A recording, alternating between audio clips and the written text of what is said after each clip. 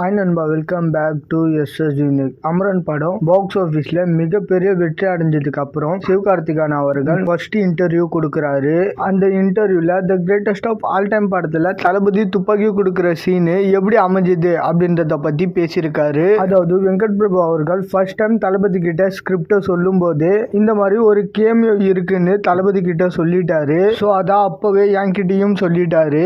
But அதுக்கப்புறம் நாங்க அதை பத்தி டிஸ்கஸ் பண்ணல. பட் கடைசியா the greatest of all time படத்தோட ஷூட் முடியறப்போ தளபதி வெங்கட் பிரபு அவர்கள் கிட்ட அந்த கேமியோ சொன்னியா அது என்னாச்சு அப்படின்ற மாதிரி கேட்டுட்டாரு. ஸோ அப்போ வெங்கட் பிரபு அவர்கள் கால் பண்ணி இந்த மாதிரி தளபதியை கேட்டாரு. ஸோ டேட் சொல்றேன் வந்துருங்க அப்படின்ற மாதிரி தான் சொன்னாங்க. எந்த மாதிரியான கேமியோ என்ன சீனு அப்படின்றதுலாம் அப்ப சொல்லல. நாளைக்கு ஷூட்டிங்னா முந்தின நாள் தான் நானே கால் பண்ணி கேட்டேன். அதாவது சீன் பேப்பரை கொஞ்சம் அனுப்புனீங்கன்னா அதுக்கு ஏத்த மாதிரி ப்ரிப்பேர் ஆயிட்டு வருவன்ற மாதிரி. உடனே அனுப்புனாரு. அதை பார்த்த உடனே பயங்கரமா பிடிச்சு போச்சு. அந்த அப்பயுமே துப்பாக்கியை பிடிங்க சிவா அப்படின்ற மாதிரி டைலாக்லாம் இல்ல.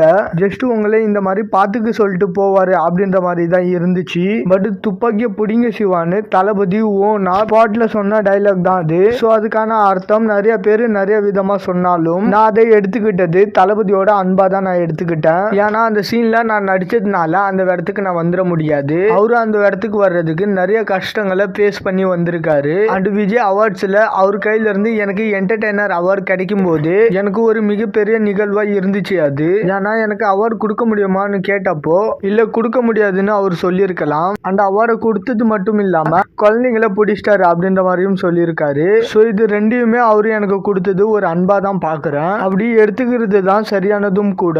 ஏன்னா நான் என்னதான் ரஜினி அவர்களோட ஃபேனா இருந்தா கூட இவங்களோட எல்லா ஸ்பெஷலான படத்தையும் நான் தியேட்டர்ல ஃபர்ஸ்ட் டே ஃபர்ஸ்ட் ஷோ பார்த்துருக்கேன். அது எல்லாமே பிடிச்சி பார்த்துட்டு தான் நான் சினிமாவுக்கே வந்தது அப்படின்ற மாதிரி ஒரு சரியான குறிக்கோளோட இதை ஷேர் பண்ணியிருக்காரு. அண்ட் என்ன சீனு என்ன கேமியோன்னு தெரியாமலே ஓகே சொன்னது சிவகார்த்திகேயன் அவர்கள் தளபதி மேல வச்சிருக்கிற ஒரு அன்பு.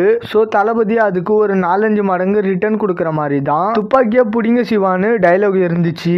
ஏன்னா அங்க ஆரம்பிச்ச பாசிட்டிவிட்டி இப்போ அமரன் படம் ஒரு 300 கோடியை வசூல் பண்ணி இங்க வந்து நிக்குது. இது வரைக்கும் தமிழ் சினிமால 300 கோடியை கிராஸ் பண்ண நடிகர்கள்னா தளபதி, ரஜினி அண்ட் கமல் அவர்கள் தான். இவங்க இல்லாம பொன்னியின் செல்வன் ஒரு மல்டி ஸ்டார் படமா 300 கோடியை அச்சீவ் பண்ணிச்சு. ஸோ 4வது ஆக்டரா தமிழ் சினிமாவில் 300 கோடியை அச்சீவ் பண்ணியிருக்கிறது ஒரு மிகப்பெரிய மைல் ஸ்டாண்ட். ஓகே நண்பா, இந்த மாதிரி தளபதி பத்தின அப்டேட் தெரிஞ்சுக்க மறக்காம எஸ்எஸ் யூனிக் சேனலை சப்ஸ்கிரைப் பண்ணி சப்போர்ட் பண்ணுங்க. இதோட வீடியோ முடிச்சுக்கிறேன். ஓகே, பாய்.